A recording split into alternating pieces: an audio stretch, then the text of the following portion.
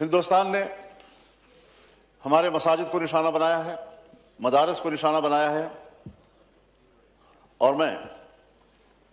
پورے ایوان کو یہ یقین دلانا چاہتا ہوں کہ آج اگر پاکستان کی دفاع میں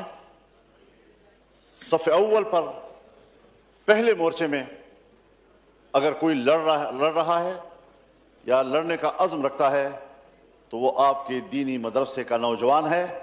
جو بین الاقوامی دباؤ میں بھی رہتا ہے، حکومت پاکستان کے دباؤ میں بھی رہتا ہے۔ میں یہ تجویز کروں گا